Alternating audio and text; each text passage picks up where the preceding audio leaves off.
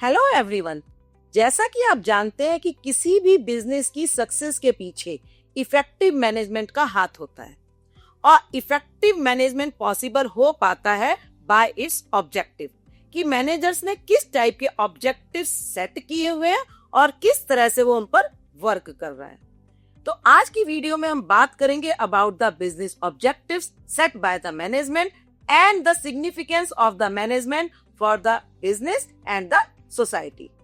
Imagine कीजिए कि आप किसी स्पोर्ट्स टीम के कैप्टन हैं और आप प्रिपरेशन कर रहे हैं फॉर अ चैंपियनशिप मैच। अब ऐसे में आपके क्या गोल हो सकते हैं? आपका गोल हो सकता है उस मैच को जीतना, अपनी ऑर्गेनाइजेशन का नाम करना, या फिर अपने प्लेयर्स को मोटिवेट करना और साथ में ही देश का भी नाम ऊंचा करना। अब जिस तरह से एक स्पोर्ट्स टीम के ऑब्जेक्टिव्स हैं, ऐसे ही किसी भी बिजनेस के भी ऑब्जेक्टिव्स होते हैं। तो आइए अब हम बात करेंगे about the objectives of management. अगर हम ऑब्जेक्टिव्स ऑफ मैनेजमेंट की बात करें तो ये 3 कैटेगरीज में डिवाइड किए जाते हैं। पहला है ऑर्गेनाइजेशनल ऑब्जेक्टिव्स, मींस उस ऑर्गेनाइजेशन के लिए काम करना जिसमें कि आप काम कर रहे हो। दूसरा हो सकता है सोशल ऑब्जेक्टिव्स, यानी कि सोसाइटी के अपलिफ्टमेंट के बारे में सोचना, या फिर पर्सनल ऑब्जेक्टिव्स यानी कि एम्प्लॉइज की ग्रोथ एंड स्किल डेवलपमेंट। आइए इनको हम वन बाय वन समझते हैं। जब हम बात करते हैं ऑर्गेनाइजेशनल ऑब्जेक्टिव्स की, तो यहाँ पर जो मैनेजमेंट के डिसीजंस लिए जाते हैं उसके पीछे वो चाहते हैं कि ऑर्गेनाइजेशन सरवाइव करे, यानी ऑर्गेनाइजेशन लंबे समय तक चले, और वो पॉसिबल हो पाता है प्रॉफिट अर्निंग से, साथ ही कॉस्ट ऑफ कैपिटल को कवर करके, यानी कि जो भी फंड्स आपने कलेक्ट किए हैं उस पर दिए जाने वाले रिटर्न्स को आप एंश्योर कर सको। साथ ही ग्रोथ ऑब्जेक्टिव होता है कि बिजनेस का साइज धीरे धीरे बढ़े, ये अपनी नई नई ब्रांचेस खोले, नए नए प्रोडक्ट लाइंस उसमें ऐड करें और कंपटीटर्स के बीच अपना मार्केट शेयर इंक्रीज करें।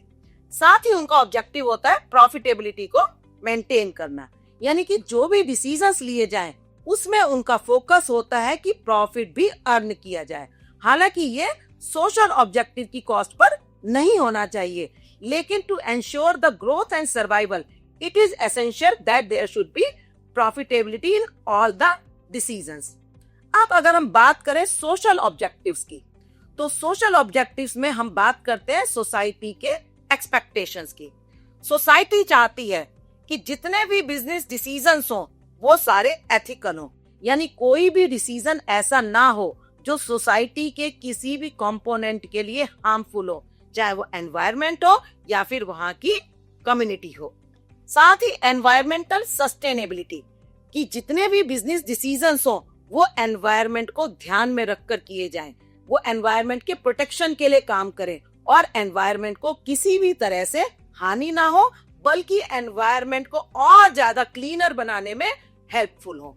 साथ ही कम्युनिटी एंगेजमेंट पर भी ध्यान देना जरूरी है कि जो भी डिसीजंस हो उसमें हमें सोचना चाहिए कि इससे जो हमारी कम्युनिटी है उसको क्या बेनिफिट हो सकता है। क्या ये एम्प्लॉयमेंट जनरेशन में काम करेगी, या उनकी लाइफ में नया कंफर्ट एंड कन्वीनियंस ऐड करेगी, या फिर उनके बीच स्किल डेवलपमेंट या लिटरेसी में हेल्प करेगी। अब हम बात करेंगे पर्सनल ऑब्जेक्टिव्स की। जब पर्सनल ऑब्जेक्टिव्स की बात आती है तो बात आती है ऑब्जेक्टिव्स ऑफ द एम्प्लॉइज की, जिन्होंने किसी ना किसी पर्सनल ऑब्जेक्टिव के साथ इस ऑर्गेनाइजेशन को ज्वाइन किया है।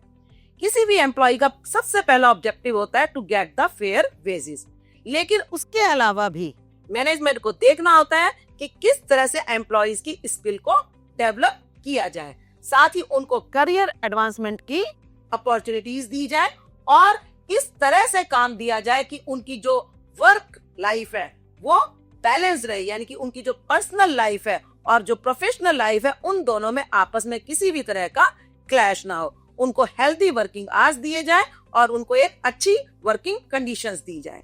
तो इस तरीके से आपने देखा कि अगर मैनेजर्स इन तीनों ऑब्जेक्टिव्स को साथ में लेकर डिसीजन लेते हैं तो ऑर्गेनाइजेशन ज्यादा सक्सेसफुल हो सकती है। आइए इनको हम समझते हैं कुछ एग्जाम्पल्स के थ्रू। यहाँ आपको स्क्रीन पर दिए जाएंगे कुछ एग्जाम्पल्स और आपको उनको क्लासिफाई करना है among individual objectives, organisational objectives and social objectives. सबसे पहले आता है expand the manufacturing companies operations into new international markets. यहाँ पर कंपनी ग्रो करने की कोशिश कर रही है, अपनी ग्रोथ के लिए काम कर रही है। It means it is organisational objective. Brainstorming session to decrease the overhead expenses and enhance overall profitability. इस एग्जाम्पल में भी ब्रेनस्टॉर्मिंग सेशन लिए जा रहे हैं ताकि कंपनी के ओवरऑल एक्सपेंसेस को रिड्यूस करके प्रॉफिटेबिलिटी को बढ़ाया जा सके। तो ये भी बन गया ऑर्गेनाइजेशनल ऑब्जेक्टिव। नेक्स्ट है fostering a culture of excellence and contributing to overall organisational success. ये हो गया एग्जाम्पल इंडिविजुअल ऑब्जेक्टिव्स का, क्योंकि यहाँ पर बात की जा रही है एक sense of culture of excellence among the individuals of the organization. Then ensure the fashion retailers supply chain complies with fair labor practices and ethical sourcing. यहाँ पर बात हो रही है पूरी सोसाइटी की कि सोसाइटी में लेबर प्रैक्टिसेस सही तरह की फॉलो की जा रही हैं या नहीं। तो ये बन गया social objective. Then providing regular training and development opportunities for the employees. यहाँ पर training and development of the employees की बात की जा रही है, तो ये बन गया इंडिविजुअल ऑब्जेक्टिव।